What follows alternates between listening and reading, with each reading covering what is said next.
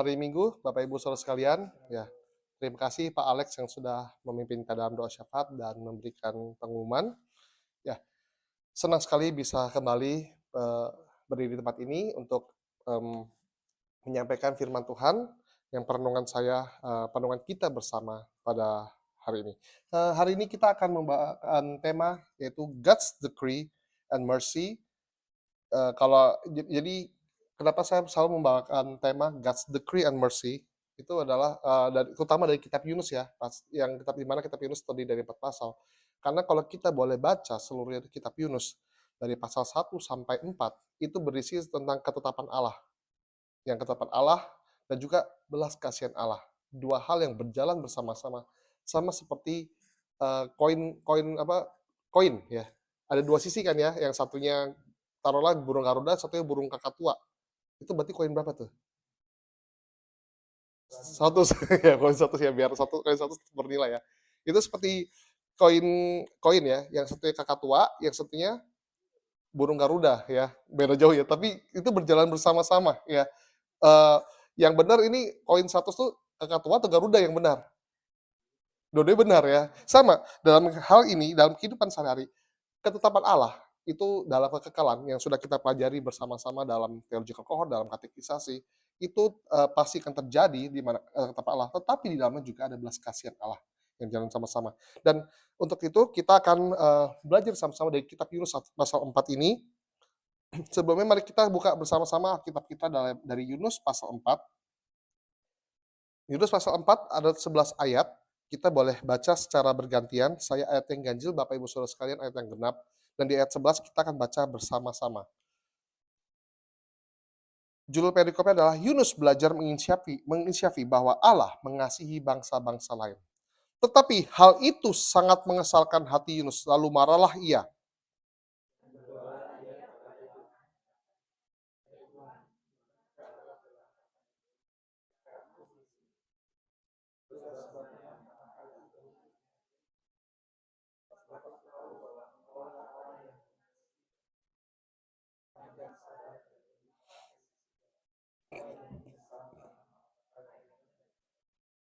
Jadi sekarang ya Tuhan, cabutlah kiranya nyawaku, karena lebih baik aku mati daripada hidup. Yunus telah keluar meninggalkan kota itu dan tinggal di sebelah timurnya. Ia mendirikan di situ sebuah pondok dan ia duduk di bawah naungannya menantikan apa yang akan terjadi atas kota itu.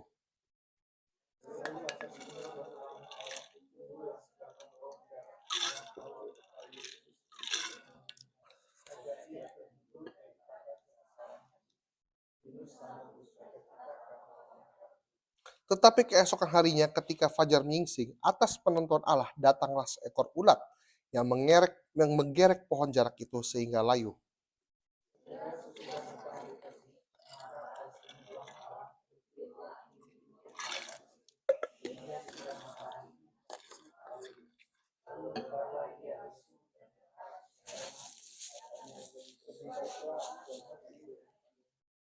Tetapi berfirmanlah Allah kepada Yunus, layakkah engkau marah karena pohon jarak itu? Jawabnya, selayaknya lah aku marah sampai mati.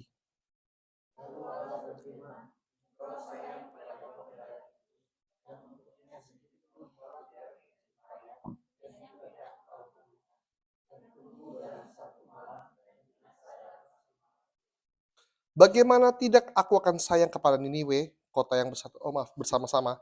Bagaimana tidak aku akan sayang kepada Niniwe, kota yang besar itu, yang berpenduduk lebih dari 120.000 orang, yang semuanya tak tahu membedakan tangan kanan dan tangan kiri dengan ternaknya yang banyak. Mari kita berdoa. Bapa dalam surga, kami bersyukur kami telah buka firman-Mu, dan kiranya Engkau boleh berbicara kepada kami melalui firman ini Tuhan, biarlah kami boleh menggali isi hati-Mu Tuhan, dan kami boleh melakukannya dan menjadi pengingat akan Engkau ya Tuhan. Pakai hamba-Mu yang tidak ada apa-apanya ini Tuhan, biar sembunyikan di balik salib-Mu agar boleh menyampaikan kebenaran firman-Mu dan menjadi berkat bagi kami semua. Dalam nama Tuhan Yesus kami berdoa dan mengucap syukur. Amin. Baik Bapak Ibu Saudara sekalian, kita telah baca firman Tuhan dari kitab Yunus ya. Sedikit kita flashback dan sebelum kita masuk kitab Yunus, pasal 4 ini. Di mana Yunus pasal 4 ini adalah sebuah epilog dari kitab Yunus. Epilog itu penutup ya dari saga kisah Yunus ini. Nah, sedikit flashback. Kitab Yunus ini ditulis di sekitar abad ke-8 atau ke-7 Masehi, sebelum Masehi, dan para berpendapat bahwa ini ditulis bukan oleh Yunus. Kenapa? Karena gaya bahasanya berbeda antara zaman Yunus hidup, yang dimana Yunus hidup dicatat di dalam kitab Raja-Raja, ya, dengan gaya bahasa yang ditulis ini kayak beda zaman. Kayak mungkin seperti tahun 40-an, kalau kita baca koran tahun 40-an sama baca baca berita sekarang beda ya, gaya bahasanya ya. Mungkin jadi sedikit perbedaan bahasa. Jadi kemungkinan ditulis setelah Yunus meninggal, ya. Ya, itu di mana saat itu zaman Israel Utara sudah dijatuh ke tangan bangsa Asyur atau Assyria, ya. Di mana jatuhan bangsa Israel itu adalah sebuah penghukuman Tuhan sebenarnya, ya. Sebuah penghukuman Tuhan bukan karena memang Israel lagi apes, ya.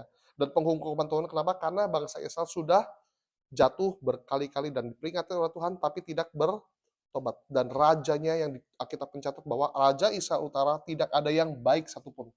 Semuanya jahat di mata Tuhan. Ya. Dan kalau raja jahat otomatis rakyatnya juga jahat. Karena raja itu adalah pemimpin, itu adalah penggambaran dari rakyatnya sendiri. Ya. Jadi kalau pemimpin kita sekarang begini, oh enggak ya, saya nggak berani bilang gitu ya. Oke, baik. Nah, kitab Yunus ditulis dengan gaya bahasa prosa atau cerita karangan bebas, dan ini bukan bersifat pelaporan sejarah, ya. Prosa tuh gaya bahasa puisi ya. Jadi ini unik kita Yunus kitab Yunus ini. Ya kalau pelaporan sejarah pasti akan tepat semuanya ditulis pada zaman kapan, enggak, ya kan? Tetapi ini adalah sebuah prosa kalau kita perhatikan. Ya, prosa tuh kayak sastra, kitab sastra pokoknya cerita bebas gitu ya. Cerita itu prosa, seperti puisi, halnya puisi atau ya karya sastra yang lain ya, atau sajak itu beda, tapi ini prosa. Dan para ahli berdebat apakah kitab ini fiksi, sebagian mengatakan bahwa ini fiksi, sebagian mengatakan ini fakta, benar terjadi. Walaupun fakta, ada bukti, katanya mereka punya bukti-bukti dukung. Walaupun fiksi juga ada bukti, wah nggak mungkin itu terjadi semuanya ya, mana ada ikan besar, pikiran gitu ya. Tapi fiksi atau fakta itu tidak penting. Ya, yang penting kenapa kitab ini ditulis, apa yang penulis ingin sampaikan kepada pembaca. Dan kitab Yunus ini kalau kita bahas, ini yang sudah kita bahas bahwa ini menuliskan banyak sekali sebuah paradoks. Ya, paradoks di mana ada pernyataan yang bertentangan tapi berjalan bersama-sama. Sama seperti tadi koin 100 ya. Koin 100 itu sebenarnya itu kakak tua atau Garuda. Ya dua-duanya. Ya sama kita ini. Kok seperti ada kayak sebuah pertentangan ya, kayak bertolak belakang, tapi kok bersama-sama. Ya misalnya dari gaya penulisannya, yaitu ketika Yunus meninggalkan Tuhan, Alkitab mencatat bahwa dia bukannya naik tapi semakin turun, ya. Semakin turun dari Geth Heffar di sebelah utara Israel Utara ke Yafo. Yafo itu sekarang Tel Aviv kurang lebih, ya. Itu kota pelabuhan dan dia turun ke kapal dan dari kapal dia turun ke ruang yang paling bawah ya. Ruang paling bawah turun lagi dan dia turun dalam jatuh dalam tidur nyenyak, ya. Dan ketika terjadi badai dia dibuang ke laut, turun dan akhirnya ikan besar datang, dia ikan besar ke bawah laut, dia semakin turun. Ya, itu ada sebuah paradoks penggambaran ketika kita meninggalkan Tuhan. Justru yang akan terjadi adalah kita akan mengalami degradasi. Degradasi entah itu moral, entah itu spiritual, ya, dan semuanya akan terjadi degradasi. Bukankah itu sangat relate dengan kita ya Bapak Ibu sekalian ya. Dan juga kitab Yunus juga mencatat paradoks lain, misalnya para pelaut kafir yang kafir, pelaut kan kafir ya, dan pelaut tuh nggak ada yang bahasanya halus-halus ya. Biasa kalau pelaut gimana sih kalau bicara, dan tahu sendiri pelaut ya, maaf saya bukan berarti mendeskripsikan, menjelekkan profesi pelaut ya, tetapi ya wajar karena tuntutan pekerjaannya pelaut harus bersikap seperti itu ya, apalagi ya mungkin dari sisi moral juga pelaut tidak ada yang bisa kita contoh gitu ya. Maaf sekali lagi saya bukan bermaksud untuk merendahkan profesi pelaut ya. Tetapi justru pelaut yang kafir itu kita catat di pasal 1 dia yang bertobat akhirnya percaya Tuhan. Tetapi justru fakta siapa yang justru meninggalkan Tuhan? Yunus. Dan pasal 1 juga, bahwa pada akhirnya di pasal 3, Niniwe yang akhirnya yang katanya jahat itu, yang tidak bisa membedakan tangan kiri dan tangan kanan, pada akhirnya bertobat. Sedangkan siapa yang tidak bertobat? Yunus. Dan kitab Yunus ini menunjukkan betapa lemahnya sang hamba Tuhan. Ya. Dan kita mungkin berpikir bahwa dalam pasal 1 Yunus menunjukkan kebebalannya. Ya. Sedangkan dalam pasal 2 Yunus dalam perut ikan dia berdoa, ya seolah-olah kita berpikir itu adalah pertobatan.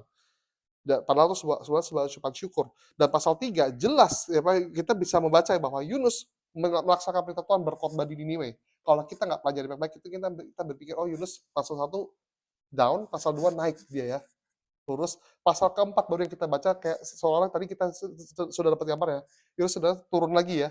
Tapi sebenarnya kalau kita boleh telaah, itu sebenarnya dari pasal 2, baik pasal 2 maupun pasal 3, Yunus juga menunjukkan degradasi juga. Di mana pasal kedua Yunus yang akhirnya catat itu adalah kalau kita pikir itu sebuah doa pertobatan, kalau itu sebuah doa ucapan syukur.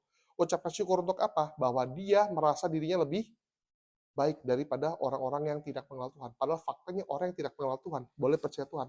Justru seharusnya yang orang yang mengenal Tuhan malah dia yang tidak taat kepada Tuhan.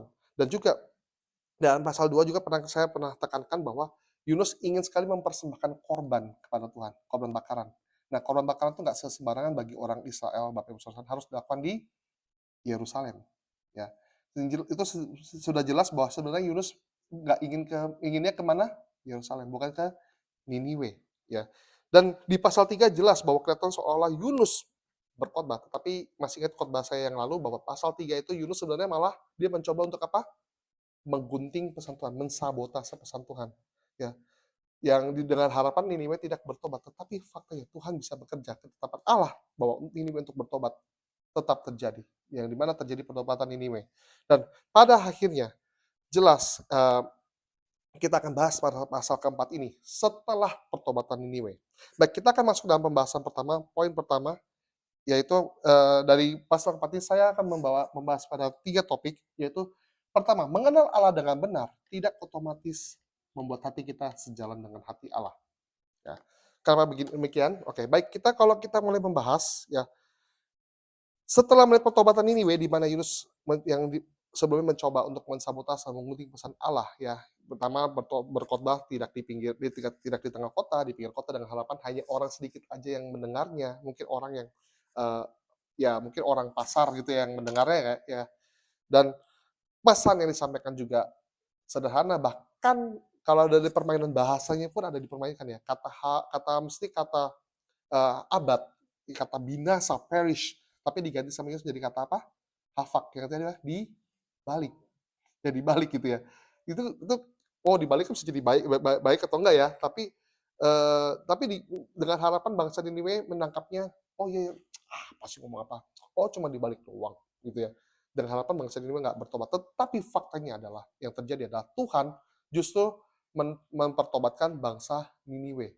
Sekecil apapun benih Injil itu, tetap kalau Tuhan berkehendak, Tuhan sudah memilih orang, nggak ada yang bisa mencegahnya, Bapak Ibu Saudara sekalian ya. Ini juga penghiburan bagi kita semua ya, bahwa kalau banyak orang yang menentang doktrin predestinasi yang kita percayai, ya, di mana Allah telah memilih seseorang yang diselamatkan dari kekekalan, ya. Mungkin orang nggak percaya Tuhan tuh nggak adil, Tuhan tuh nggak adil. Justru ini seharusnya menjadi penghiburan bagi kita semua. Kenapa? Ini ada sebuah jaminan bagi kita dari pekabaran Injil, ketika bahwa Tuhan telah memilih orang-orang dari setiap suku bangsa. Jadi ketika kita mengabarkan Injil ke satu suku bangsa, seperti para misionaris, itu sudah ada jaminan dari Tuhan bahwa ada orang yang Tuhan sudah pilih.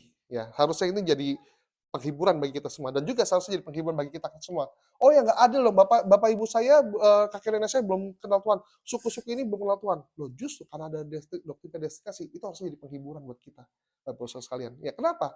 Ya Tuhan kita nggak tahu orang disamakan atau nggak, itu misteri dalam kekekalan. Ya, misteri kekekalan ya kita nggak tahu, bukan berarti kita nggak bisa dengan demikian destinasi seperti tadi disampaikan di dalam kenyataan iman ya, bahwa itu bukan berarti kita kayak sudah pasti enggak, tapi itu adalah misteri Tuhan yang bekerja ya, kita nggak tahu, benar-benar kita nggak tahu apakah kita nggak bisa katakan juga orang ini pasti binasa, orang ini nggak orang ini pasti diselamatkan, kita belum tentu, kita nggak ada yang tahu sama sekali yang. Tapi yang harus kita lakukan adalah ketika kita sudah mengenal kebenaran itu, kerjakanlah keselamatan itu dengan takut dan gentar, Bapak Ibu Saudara sekalian. Nah, kita lihat bagaimana ketika Yunus yang mencoba mensabotase, tetapi nggak ada yang bisa menghentikannya. Dan hal itu dalam ayat 1 pasal keempat, hal itu sangat mengesalkan hati Yunus. Bayangkan, dia udah coba bermain-main dengan kata-kata, dengan cara yang, pemilihan tempat segala macam, itu nggak berhasil, ya. Pasti kesel Bapak Ibu sekalian. Saya jamin kita semua pasti kalau kita semua sudah nggak usah merencanakan rencana yang jahat ya, kita sudah merancangkan perencanaan yang detil tapi gagal, rasanya gimana sih, kesel. Apalagi ini ya, memang Yunus berniat untuk mencelakai bangsa Niniwe ya, supaya bangsa Niniwe nggak bertobat. Tetapi dia kalau dikatakan taat nggak Yunus? Ya taat. Dia lakukan seperti apa yang Tuhan katakan, tetapi dengan caranya dia. Ya, tapi cara dia Tuhan pakai ya. Dan ketika lihat pertobatan ini, ya itu Yunus pasti kesal hati dan itu sangat wajar ya, sangat sekali lagi sangat wajar. Kenapa Yunus tidak mau ke Niniwe? Kenapa Yunus sangat ingin Niniwe itu binasa? Kenapa? Bahkan dari awal dia nggak mau ke Niniwe, dia sampai pergi ke Tarsis. Kenapa? Ya karena tadi sudah saya sampaikan fakta sejarah bahwa bangsa Asyur itu adalah bangsa yang menaklukkan Israel. Memang pada saat Yunus hidup, Asyur belum menaklukkan Israel. Tetapi sangat mungkin kitab Yunus ini ditulis setelah Yunus meninggal. Jadi setelah kejatuhan Israel Utara. Jadi ini untuk menggambarkan bahwa kepada bangsa Israel bahwa kamu harus siap gak kamu ketika kamu harus berhadapan dengan bangsa yang sudah menghancurkan kamu, tapi kamu harus mengabarkan berita kasih setia Tuhan ini. Siap gak? Ya. Ini nanti makanya saya sampaikan ini momen untuk berefleksi biar kita berefleksi sama-sama ya Bapak Saudara sekalian. Ya. Dan bahkan kalau izinkan saya lanjut di ayat yang kedua dikatakan bahwa Yunus berdoa kepada Tuhan dan berdoalah ia kepada Tuhan. Berdoa loh Bapak Ibu sekalian, berdoa. Berarti ingat apa kalau berdoa berarti berbicara kepada Tuhan ya. Dalam doa loh, bukan ngomong langsung gitu ya, berdoa kepada Tuhan. Ya Tuhan, bukankah telah kukatakan itu ketika aku masih di negeriku, itulah sebabnya maka aku dahulu melarikan diri ke Tarsis. Sebab aku tahu bahwa engkaulah Allah yang pengasih dan penyayang, yang panjang sabar dan berlimpah kasih setia, serta yang menyesal karena malapetaka yang hendak didatangkannya. Nah, kita bisa melihat bahwa menarik bahwa Yunus berdoa kepada Tuhan. Berarti menunjukkan apa? Sebuah apa? Relasi. Dan nggak cuma menunjukkan relasi. Yunus mengenal Allah dengan benar nggak dalam kalau kita lihat dari doanya dia? Ya, dia mengenal Allah dengan benar. Benar. Yaitu apa? Dia dia apa? Dia tahu bahwa Allah itu pengasih, panjang sabar, penyayang, bahkan menyesal malapetaka yang hendak didatangkannya. Dia tahu dan Yunus katakan apa? Itu sudah kukatakan sejak aku masih di negeriku, masih di Israel, masih di God Hefer. Ya Israel Utara, belum ke Yafo loh padahal ya. Dan kita nggak tahu, kita nggak bisa spekulasi. Kira-kira Yunus ngomong apa aja sama Tuhan ya, karena kita nggak mencatat hal itu ya Bapak Ibu sekalian ya. Ya, tetapi kita bisa melihat ya dari sikap Yunus di pasal pertama ketika dia langsung ke Tarsis, ya kira-kira Yunus apakah bicara, ya Tuhan, baik Tuhan, apakah dia atau dia berdebat sama Tuhan? Kira-kira berdebat atau manut-manut aja? Pasti berdebat. Karena apa? Yang Yunus lakukan dan Yunus yang kata bahwa aku sudah bilang ya Tuhan ya, waktu masih di kotaku ya, aku udah bilang ya gini. Berarti kata ketika itu Yunus berdebat dengan Tuhan. Tapi dan puncak yang Yunus lakukan apa? Dia tidak lari dia tidak berjalan ke timur. Harusnya kalau kita peta, waduh waktu petanya saya maaf ya, waktu itu kita sudah pernah sama-sama ya, harusnya berjalan ke arah timur ya, tetapi Yunus malah pergi ke selatan. Turun ke selatan. Ya, kita bisa melihat bahwa yang Yunus lakukan justru itu dia sudah awal sudah berdebat dan itu sudah ternyata dikonfirmasi di pasal keempat ini bahwa Yunus sebenarnya sudah berdebat dengan Tuhan bahwa dia nggak mau sebenarnya, ya, tapi mau nggak mau harus ya melakukannya. Dan pada akhirnya Yunus yang bahkan dalam pasal keempat ini Yunus katakan apa? Dia minta apa? Mati. Ya, minta mati. Jadi Tuhan, jadi apa? Jadi sekarang di ayat ketiga, jadi sekarang ya Tuhan, cabutlah kiranya nyawaku, karena lebih baik aku mati daripada hidup. Bisa bayangkan loh, Bapak Ibu Saudara sekalian ya. Berani gak cik kita bicara itu sama Tuhan? Kalau kita kalau kecuali kita udah putus asa kali ya, udah gak ada harapan, itu mungkin Tuhan dah cabut aja nyawaku buat apa aku hidup gitu ya, mungkin ya. Tapi ini Yunus konteksnya tuh bukan karena masalah putus asa, tapi karena apa? Dendam, ya kan? Dendam, dia bisa berkata sampai sampai dia berani meminta mati kepada Tuhan. Dan kita melihat bahwa Yunus sebenarnya mengenal Allah dengan baik, dengan benar. Bapak sekalian. Ya, dia mengenal atribut Allah, sifat Allah, ya. Yang tadi dituliskan panjang sabar, penyayang, mmm, menyayang, menyesal atas malapetaka yang hendak didatangkan. Tetapi, ya, mengenal Allah yang benar, apakah sudah pasti hidup kita akan sejalan dengan hati Allah? Alkitab mencatat bahwa Yunus, walaupun dia mengenal Allah, tetapi dia tidak melakukan hidupnya, tidak seperti yang sebagaimana seharusnya. Dan pengenalan ini, yang berakan Allah, kalau kita tarik dalam dari kisah Yunus ke dalam hidup kita, bukankah itu juga kita seperti itu Bapak Ibu Saudara sekalian? Kita kita yakin ya kita sudah mengenal Allah dengan benar? Ya, biar nggak 100% pasti, nggak 100% kita akan sedang berjalan ke arah itu. Ya, tetapi apakah kita sudah pasti hidup kita sejalan dengan kehendak Allah? Belum juga, ya kan? Nah, kita lihat juga melalui tindakan perkataan Yunus yang jauh dari sempurna ya. Dan Yunus juga bahkan ditulis di dalam kitab Raja-Raja yang tadi saya sampaikan bahwa Yunus itu sebenarnya bukan nabi yang berprestasi yang baik, bukan nabi yang baik, positif ya. Dan kalau dalam kitab Raja-Raja pasal 14 pasal apa gitu ya, dikatakan bahwa Yunus itu pada saat zaman pemerintahan Raja Yerobeam, bukan Yerobeam ini ya bin Nebat, tapi Yerobeam bin Yoas, berarti setelah raja-raja itu. Bahkan Yerobeam bin Yoas ini adalah raja yang jahat. Alkitab mencatat bahwa kita mencatat bahwa Raja Yerobeam bin Yoas ini adalah raja yang lebih jahat daripada Yerobeam bin Nebat. Yerobeam bin Nebat itu raja pertama Israel Utara yang memberontak terhadap Salomo. Ya, itu lebih jahat lagi. Bayangkan, Yunus melayani di sana dan Alkitab mencatat Yerobeam itu melakukan sebuah ekspansi militer, merebut daerah kembali, ya, yang sebenarnya itu Yunus katakan, ya ambil daerah itu. Tetapi justru dikoreksi oleh nabi-nabi berikut, saya lupa Nabi Nathan atau Nabi siapa gitu ya, Nabi Hosea atau siapa, maaf ya saya lupa ya. Sekali lagi itu bahwa itu Tuhan mengecam tindakan itu. Jadi yang mana yang benar?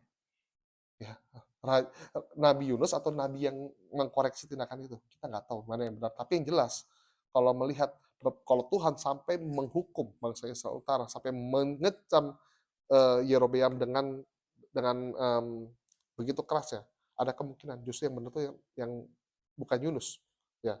Bukan Yunus yang bilang, "Oh ya nggak apa-apa, kamu serang aja. Tuhan mengatakan dia akan menyerahkan pada engkau." Ya. Jadi kita juga kadang-kadang kita harus aware Bapak Ibu Saudara sekalian ya, kalau kita akan mendengar khotbah, mendengar firman Tuhan, kalau semuanya enak-enak didengar tapi nggak ada teguran bagi kita, pikirkan baik-baik. Nabi palsu juga melakukan hal yang seperti demikian. Ketika bangsa Israel Utara, kenapa bangsa Israel Utara nggak bertobat? Karena banyak nabi palsu pada saat itu. Ketika banyak nabi-nabi Tuhan yang sejati memperingatkan, bertobat, kalau enggak kamu akan dihukum, kalian akan dihukum, Tuhan akan hukum, ya. Tapi nabi-nabi palsu, oh enggak, semua baik-baik aja kok, semua akan ini, tahun ini akan tahun penuh dengan kelimpahan, ya, Tuhan akan memberkati engkau, segala macam. Waduh, hati-hati kalau dengan dengar hamba Tuhan yang seperti itu, Bapak Ibu Saudara sekalian ya. Justru firman Tuhan ya yang sejati itu memang berisi penghiburan, tetapi juga berisi apa? Teguran, Bapak Ibu Saudara sekalian. Ya, Yunus yang sebenarnya kalau di Alkitab dicatat itu bukan nabi yang berprestasi. Jadi sangat wajar sebenarnya kalau di kitab Yunus digambarkan seperti ini Bapak Ibu sekalian. Tapi faktanya walaupun Yunus bertindak demikian, dia tetap Alkitab mencatat adalah hamba Tuhan yang Tuhan pakai. Dia tetap hamba Tuhan yang Tuhan berkati.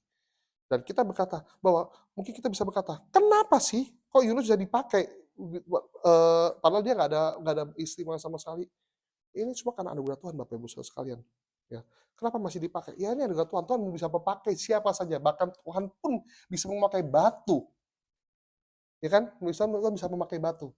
Inilah hebatnya Tuhan. Hikmat Tuhan yang nggak sama dengan yang nggak ada. Yang kita nggak bisa mengerti Bapak Ibu Saudara sekalian ya. Dan saya juga momen ini ajak kita semua berefleksi. Bukankah kita juga seperti itu dalam banyak hal? Bukankah kita yang sudah mengenal Allah, tetapi seringkali kita masih bergumul untuk kita menjalankan kehendak-Nya, ya. Atau bahkan ketika kita sudah tahu mana Allah yang nggak suka, tapi dengan sengaja kita melakukan Allah yang nggak suka. Misalnya apa? Dosa-dosa, Bapak Ibu Saudara sekalian. Ya, baik dosa yang nggak kita sadari maupun dosa yang kita sadari. Ya saya yakin ya, Dosa yang nggak kita sadari pun pasti kita juga lakukan Bapak Ibu, yang pasti kita bisa lakukan yang kita nggak sadar. Tapi yang kita sadar bahwa itu, nggak benar, kita juga lakukan Bapak Ibu, benar nggak sih? Terutama kan, oh nggak ada orang lain yang lihat ya, udah nanti minta ampun sama Tuhan, mungkin kita berpikir seperti itu ya. Tapi bukankah kita juga seperti itu Bapak Ibu sekalian? Ya. Ya, dan kiranya ini bisa menjadi, perenungan buat kita semua Bapak Ibu Saudara sekalian, bahwa nggak jaminan kalau kita bisa mengenal dengan benar, sudah pasti hidup kita akan beres di hadapan Tuhan. Biar kita bisa koreksi hati kita, apa yang menjadi motivasi kita, kita menjalankan perintah Tuhan, hidup kudus, tapi malah kita melukai Tuhan. Atau kalau dalam konteks kisah Yunus ini, saya boleh izinkan saya menarik satu contoh konteks dalam hidup kita, yaitu ketika kita harus mengampuni, bahkan mengasihi musuh kita. Tetapi hal itu pasti sangat sulit dilakukan, bukan? Bayangkan Bapak Ibu Saudara sekalian, ya. Tadi saya nggak tahu nih, kita nggak janjian sama sekali ya. Vivi menyampaikan firman seperti itu ya, yang harus mengasihi musuh ya, atau mengasihi musuh dan berdoalah bagi mereka yang menganiaya kamu. Bahkan kalau kamu hanya mengasihi orang yang kamu kasih, apa bedanya? Orang yang percaya pun juga bisa lakukan hal itu ya Bapak Ibu Saudara sekalian.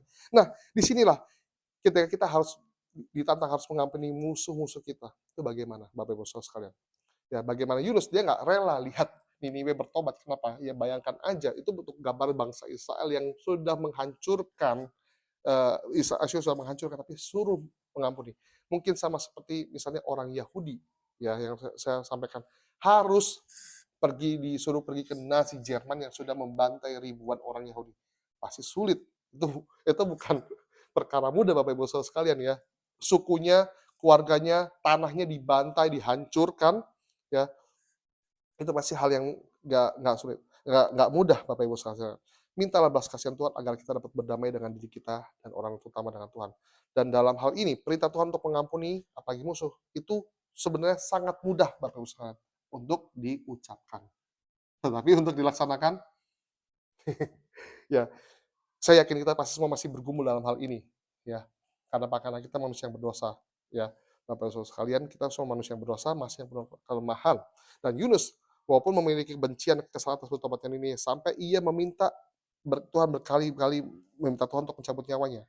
Dan bukan hanya itu saja, Yunus sampai waktu pas dia lebih baik, waktu pas dia di kapal, dia lebih baik apa diminta Yunus datang apa dilemparkan ke laut. Dia pikir Yunus bisa lari dari kehendak Tuhan dengan kalau dia apa? Mati. Tetapi nggak mati-mati ya, karena tuh ikan besar datang untuk menyelamatkan Yunus ya. Dan makanya Yunus sampai bilang apa? Udah cabut nyawaku Tuhan, karena dia tahu Bapak Ibu Saudara sekalian, dia mau mati kapanpun nggak akan bisa. Ya kan nggak akan bisa. Kenapa? Ya udah jelas loh ya. Kalau Tuhan nggak mau mati ya nggak bisa mati, maka dia minta mati. Dan ini menyatakan bahwa Yunus sebenarnya udah kenal Tuhan dengan baik ya. Tetapi ada bagian dari Yunus yang Yunus harus kita, yaitu seperti kita juga, kita perlu untuk kita bertumbuh, ya. Untuk kita masih berjuang, kita bergumul. Dalam hal ini, biarlah Roh Kudus menolong kita, mengingatkan kita akan salib Kristus, di mana Kristus bahkan mati untuk musuh-musuhnya, untuk orang-orang yang telah bersalah kepada dia. Baik, poin kedua. Tuhan membentuk hati orang yang dikasihinya dengan lembut dan dengan hikmatnya yang besar. Ya. Kenapa saya sampaikan terutama dari ayat 4 dan sampai ke 9, ya. Bagaimana Tuhan bisa membentuk hatinya orang yang dikasihinya. Saya garis bawahi, orang yang diapain? Dikasihinya. Bukan semua orangnya ya. Orang yang dikasihnya dengan lembut dan dengan hikmat yang besar. Kita lihat bagaimana Tuhan merespon kepada Yunus. Dalam pasal keempat ini, terutama ayat keempat, Tuhan merespon Yunus dengan sebuah pertanyaan. Layakkah engkau marah?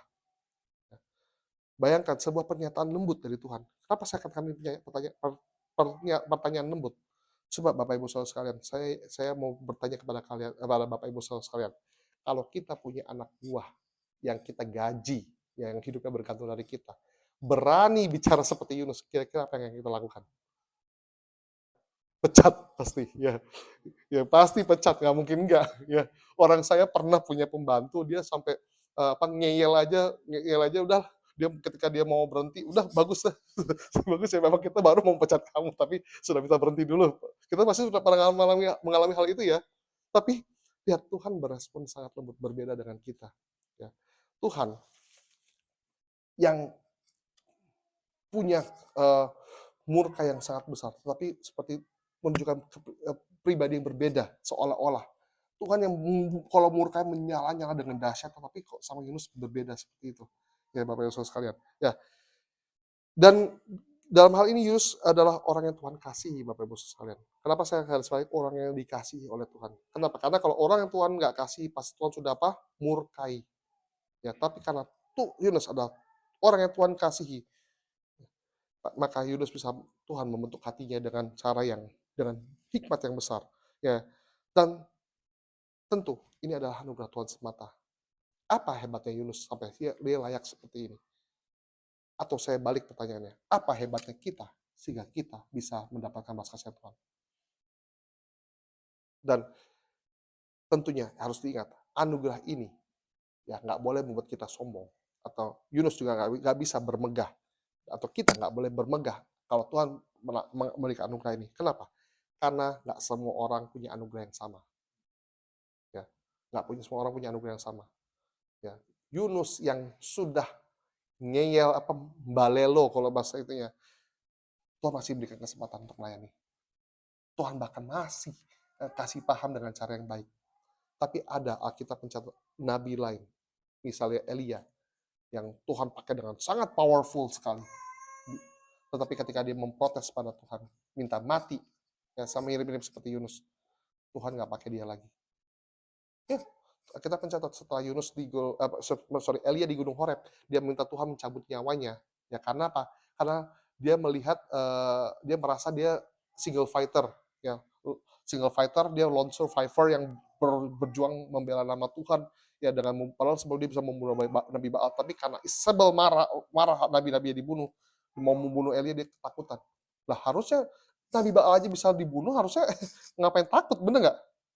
Padahal dia bayangkan harus memenangkan pertarungan yang besar loh.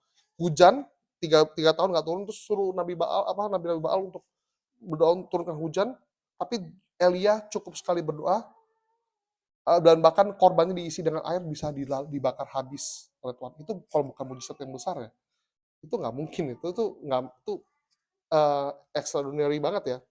Tapi Elia bisa begitu down-nya sampai dia minta Tuhan untuk mencabut nyawanya. Tapi Alkitab mencatat bahwa saat itu Elia, Tuhan kasih paham. Oke, Tuhan mengerti. Tuhan baik. Tuhan kasih dia makan, ya. Tuhan konseling dulu lah ya, misalnya kayak jiwanya diperbaiki dulu dan baru dibukakan. Coba kamu lihat, kamu ke sana.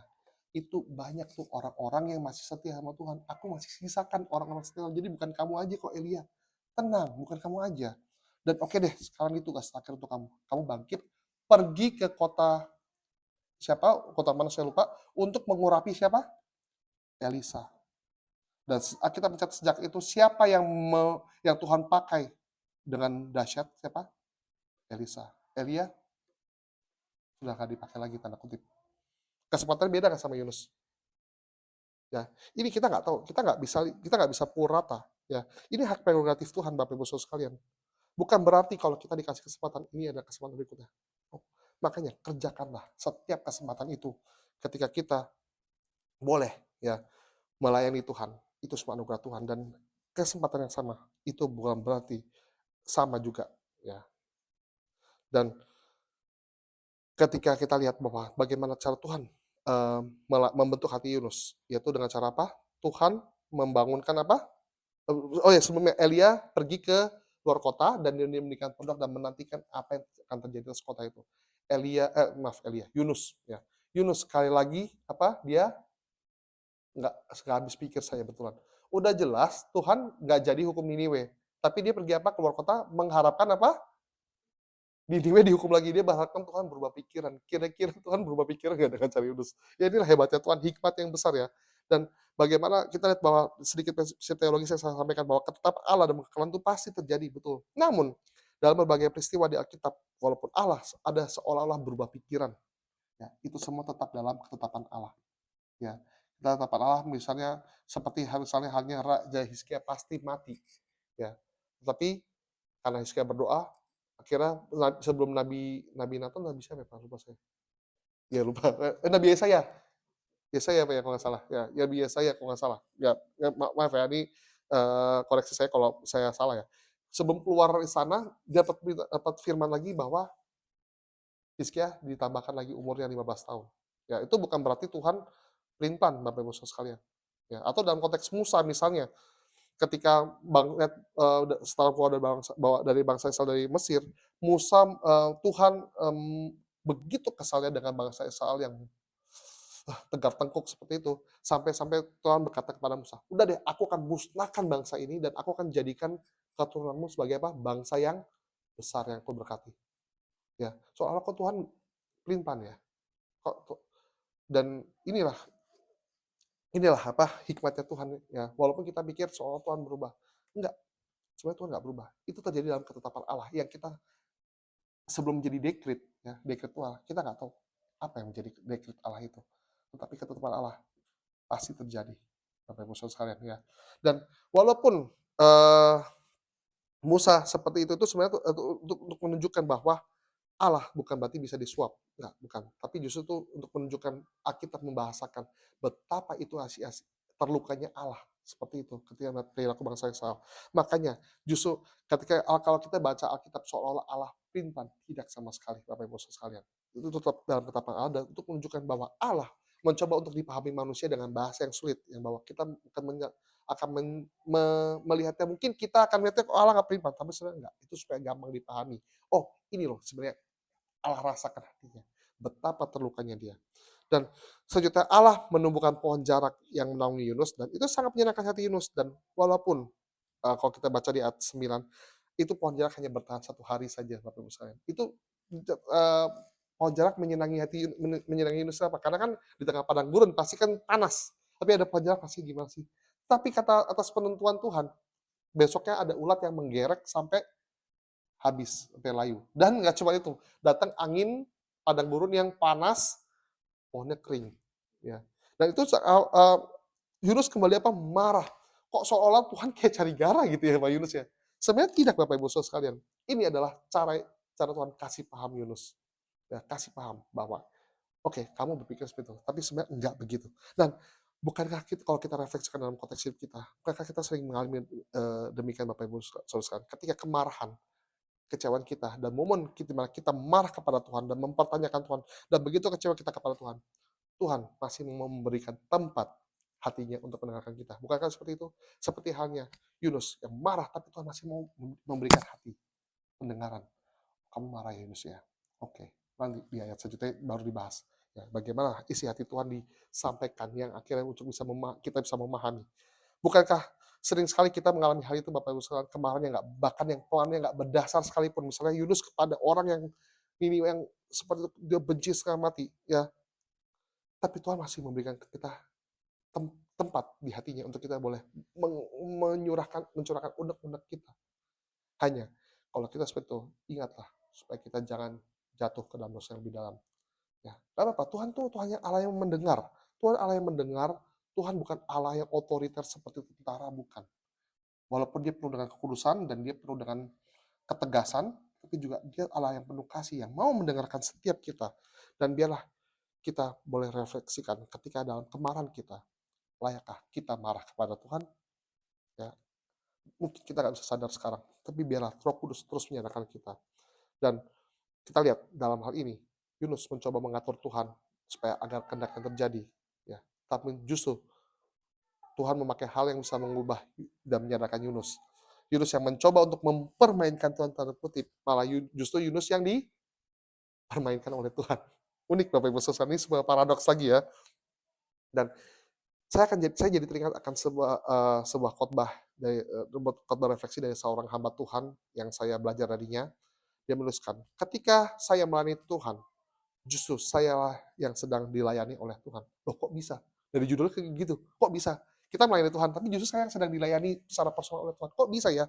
Iya, kenapa? Karena kita melayani Tuhan, kita akan mengalami sebuah pembentukan hati kita untuk kita lebih taat, mau berkorban. Kepribadian kita dengan kerendahan hati dari Tuhan, bukankah kadang setelah kita melayani, kita bisa menjadi pribadi yang lebih baik, Bapak Ibu Saudara sekalian. Kita semakin mengenal Tuhan, kita semakin dewasa, dan semakin mengerti apa yang Tuhan mau, dan kita semakin lama semakin serupa seperti Kristus. Bukankah itu yang terjadi Bapak Ibu Saudara sekalian? Dan ketika kita melakukan itu, bukankah kita sedang dilayani oleh Tuhan sebenarnya? Padahal faktanya adalah kita yang melayani.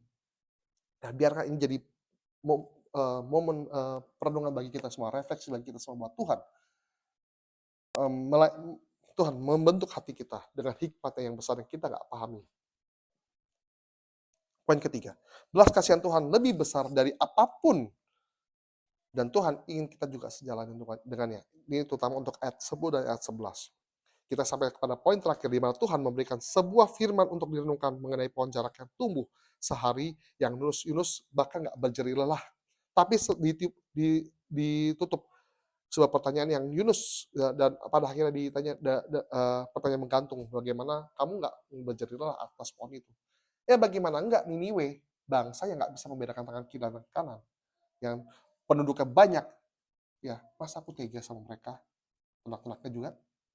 Ya kan, kitab Yunus ditutup dengan sebuah pertanyaan yang menggantung Bapak Ibu Saudara sekalian. Ya. Dan ini adalah, saya melihat bahwa ini adalah penulis kitab Yunus ini mengajak kepada kita semua untuk merenungkan betapa besar kasih Tuhan kepada umatnya, bahkan kepada musuh-musuhnya. Kepada kita orang jahat, pada orang-orang jahat, sekalipun mereka juga layak mendapatkan kasih karunia Tuhan, kasih setia Tuhan. Dan orang-orang jahat yang nggak bisa membedakan tangan kiri dan kanan juga layak bukan untuk mendapatkan kasih karunia Tuhan? Matthew Henry membandingkan kisah Yunus ini dengan perumpamaan anak yang hilang, di mana si sulung merasa sakit hati akan kembalinya sang adik yang meninggalkan ayahnya dan berfoya-foya. Bapaknya belum mati, sudah minta apa? Warisan. Itu bahkan hukum pun melarang hal itu, Bapak Ibu Saudara sekalian ya. Hukum pun melarang hal itu. Betulan di Singapura tuh pernah aja kasus kan orang tua membagi harta warisan dengan anaknya, yang terjadi apa? Anaknya malah menuntut memperkarakan bapaknya sampai apa? Di penjara pokoknya perang keluarga ya. Sampai akhirnya apa? Pengadilan memutuskan hartanya dikembalikan kepada orang tuanya, anaknya yang dipenjara malah. Ada kasus seperti itu kalau nggak salah ya, Bapak Ibu sekalian. Itu terjadi di Singapura. Itu nggak boleh. Ya, tapi ayahnya namun di perumpamaan anak yang hilang itu bukankah ditutup dengan sebuah pertanyaan yang menggantung juga dari sang ayah. Anakku, ini kepada anak sulung ya. Bukankah kamu sudah memiliki semua yang aku punya? Ya kan? Kamu nggak sadar. Kamu sama ini apa yang aku punya kamu juga punya. Ya. Bahkan, bukankah seharusnya adikmu yang hilang, namun kembali, bukankah kamu seharusnya bersuka cita juga? Nah ini Matthew Henry mencoba membandingkan kisah Yunus dengan perumpamaan anak yang hilang. Nah, dan mungkin dalam konteks kita juga mengalaminya. Ya Bapak Ibu, kita pasti sering mengalami juga ya. Ketika kita orang yang nggak kita sukai malah Tuhan berbelas kasihan. Ya. Dan maka itu saya ajak saudara untuk merenungkan hal ini. Untuk merefleksikan apa jadinya jika Tuhan yang telah memberikan anugerahnya yang besar kepada kita, Tuhan yang sama juga menunjukkan atau memberikan anugerah kepada musuh kita. Atau bahkan anugerah yang lebih besar daripada kita. Nah, tentu ini walaupun pasti sangat menyakitkan buat kita, bukan? Tetapi, apakah dengan ini kita berarti boleh berpikir kalau Tuhan itu tidak adil, curang atau jahat? Apakah kita bisa berpikir demikian? Ini yang menjadi misteri dan biar menjadi perenungan bagi kita semua, Bapak Ibu sekalian. Kita mungkin berpikir dan mencap orang yang dekat dengan musuh kita sebagai musuh kita juga, bukan? Misalnya kita benci banget sama dia, tiba-tiba orang ini dekat sama dia. Pasti kita juga benci, Bapak Ibu sekalian ya. Tapi lebih dari itu, Tuhan, bagaimana kalau Tuhan yang dekat dengan dia? Tuhan yang memberikan anugerah yang besar kepada dia. Layakkah kita marah kepada Tuhan? Atau mungkin kita nggak bisa mengerti sekarang. Ya. Kita nggak bisa mengerti sekarang. Mungkin pada saatnya nanti. Ya. Ketika kita bertemu muka dengan Tuhan. Kita ketemu juga dengan saudara yang kita benci itu ya. Pasti sudah berbeda Bapak Ibu Saudara. Karena kita sudah dipulihkan dari manusia kita yang berdosa. Kita bisa berdamai dengan dia. Dan pada akhirnya mungkin di surga nanti kita akan menertawakan betapa bodohnya kita di dunia. Ya. Nanti karena saat itu Bapak Ibu sekalian, kita nggak bisa pahami karena keadaan kita masih sangat berdosa. Bukan sangat, kita masih berdosa. Ya. Dan ingat, kita dibenarkan Tuhan, kita jadi orang benar karena kita dibenarkan Tuhan, bukan karena perbuatan kita. Karena kebenaran Kristus ditembakkan pada kita. Oh, Pak Alex, oh Pak Pantar, oh Matthew, ya, oh Ben, ya itu orang benar. Kenapa benar? Ya karena Kristus sudah benar. Itu sudah benar. Gara-gara Kristus kita diberitakan jadi orang benar. Ya. Dan kalau kita lebih tarik lebih dalam lagi, bukankah kita juga adalah orang Niniwe itu, Bapak Ibu Saudara sekalian. Sebenarnya kita orang Niniwe, betul ya? Orang yang nggak pantas sebenarnya. Bahkan sebenarnya orang yang binas, tapi karena kasih karunia Tuhan kita bisa mengenal Tuhan. Dan bukankah juga kita juga adalah Yunus itu juga, Bapak Ibu Saudara sekalian. Ya, kira kita renungkan bahwa ini bersama belas kasihan Tuhan yang besar. Dan walaupun saya mengerti kalau Tuhan beranugerah kepada orang yang kita benci, ya ini mungkin Tuhan sedang mengajarkan kepada kita apa itu arti pengampunan, apa itu arti salib itu sendiri. Bayangkan Kristus mati bukan untuk orang-orang, tapi untuk semua umat manusia, bahkan yang menyalibkan Kristus itu sendiri. Ya. Bayangkan Bapak Ibu Saudara sekalian, Kristus ketika di atas kayu salib, Bapa, ampunilah mereka. Itu permintaan Kristus. Permintaan Kristus pada Bapa loh, bayangkan. Itu kalau kita renungkan, ampunilah mereka karena mereka tidak tahu apa yang mereka perbuat, Bapak Ibu sekalian. Bayangkan Bapak Ibu sekalian, kira-kira permintaan Kristus Bapak dengarkah tidak? Dengar. Ini nggak main-main. Anak manusia loh. Ini anak manusia Bapak Ibu sekalian. Yang meminta kepada Tuhan untuk ampuni mereka. Ya, bayangkan. Tuhan Bapak pasti dengar Bapak. Kristus bisa mengampuni orang seperti itu. Biarlah kita juga bisa, ya, hati kita dipenuhi dengan kasih. Ya, saya ngerti, kita masih bergumul dalam hal ini, yaitu mengasihi musuh kita. Karena kita semua pasti mengalaminya Bapak Ibu sekalian. Nggak mudah, ya. Terlebih apalagi itu orang percaya, ya Bapak Ibu sekalian. Tetapi itu akan semua mustahil tanpa Kristus, tanpa Roh Kudus bekerja dalam itu. Biarlah kita minta diperbarui, minta belas kasihan Tuhan minimal. Jangan sampai kebencian itu menguasai kita. Ya. Saudara, penulis kitab Yunus mengajak kita semua untuk merenungkan bahwa yang Yunus lakukan adalah gambaran dari bangsa Israel. Ya. Bagaimana bangsa Israel memandang musuh yang telah menghancurkan mereka, tetapi Allah mengajarkan belas kasihan dan harapan Allah untuk kita memiliki hati seperti dia juga. Begitu juga dengan kita, Bapak Ibu sekalian. Tidak mudah memang, tapi ingat, ini perintah. Ini perintah Tuhan, itu mengasihi musuh kita. Kita sangat mungkin gagal, namun bersyukurlah jika Tuhan memberikan anugerah dan belas kasihan kepada kita. Sehingga pada akhirnya, kitab Yunus ini mungkin awalnya yang kita pikirnya adalah sebuah jendela, melihat bagaimana perilaku Yunus. Tetapi, bagaimana jika sebenarnya kitab Yunus ini adalah sebuah cermin, bukan jendela, cermin bagi kita semua untuk melihat, berefleksi siapa kita di hadapan Tuhan. Kalau bukan karena Kristus, maka segala yang kita lakukan seperti kain kotor di hadapan Tuhan. Saudara sekalian, saya akan tutup dengan menyampaikan belas kasihan Allah terhadap orang jahat terpancar dan dinyatakan di dalam Kristus, yang mengambil rupa manusia dan menyampaikan manusia berdosa seperti saudara dan saya. Yohanes 3:16 katakan bahwa karena begitu besar kasih Allah akan dunia ini, sehingga ia mengaruniakan anak yang tunggal, supaya setiap orang yang percaya kepada tidak binasa, mereka beroleh hidup yang kekal.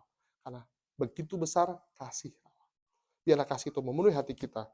Dan bukankah kita juga ada Yunus itu yang sebenarnya nggak layak, namun karena anugerah Kristus kita dipercayakan untuk melayani yang sebenarnya Kristus juga bekerja dalam hati kita, menjalankan kita melalui Roh Kudus. Tidak jarang bukan pada akhirnya kita dapat berdamai dengan diri kita dan orang di sekitar kita, musuh kita dapat ampuni karena oleh Roh Kudus. Ada pepatah dunia yang mengatakan bahwa waktu akan menyembuhkanmu. Time will save you, time will healing you, time will heal you. Ada kan, ya, mungkin kita nggak mudah sekarang untuk mengampuni orang yang bersalah kepada kita. Saya ingat, kenapa saya bahas ini? Karena waktu itu ada pertanyaan dari katekisasi, bagaimana kita mengampuni orang. Ya, saya pada waktu itu janji saya akan bahas dalam khotbah saya. Ya, saya bahas sekarang bahwa mengampuni itu nggak mudah. Tetapi itu suatu perintah Tuhan. Dan biarkanlah waktu itu, biarkanlah Roh Kudus mulai waktu itu bekerja dalam hati kita, menyadarkan kita. Dan bukankah Kristus juga kali-kali menekankan mengenai pengampunan melalui apa perumpamaan? Bahkan ketika muridnya bertanya berapa kali kami harus mengampuni, Kristus menjawab apa? 70 kali 70. Artinya apa? Itu satu hari. No limit. No limit. Nggak ada. Nggak mungkin kita satu hari mengampuni sampai 490 kali kan ya? Nggak mungkin ya. Nggak mungkin itu. Hidup sengsara banget kalau sampai orang berkali-kali 490 kali melakukan kesalahan pada kita satu hari ya. Kalau seumur hidup lebih pasti ya, tapi kalau satu hari nggak mungkin ya. Ya. Dan bahkan Kristus dalam doanya memerintahkan kita untuk mengampuni dalam doa yang diajarkan kepada kita. Benar kan Bapak Ibu sekalian? Mengampuni itu hal yang harus, walaupun susah. Dan jika perasaan itu muncul, mintalah belas kasihan Tuhan. Pandanglah salib Kristus, bahwa Kristus meminta kepada Bapa, berdoa kepada Bapa, anak manusia berdoa kepada Bapa untuk Tuhan boleh ampuni yang mereka lakukan. Dan biarlah ini menjadi momen bagi kita semua untuk berefleksi siapa diri kita di hadapan Tuhan. Bahwa belas kasihan Tuhan, kedaulatan Allah, ketetapan Allah, dan belas kasihan Tuhan berjalan bersama. Dan ini menjadi momen refleksi buat kita. Saya minta dengan hormat Bapak Pendeta Risa untuk menutup dalam doa. Mari kita berdoa. Kami sekali lagi datang kepadamu ya Tuhan, kami adalah orang-orang berdosa, dan kami kadang-kadang kami suka menunjuk kepada orang lain, namun kami lupa bahwa diri kamilah yang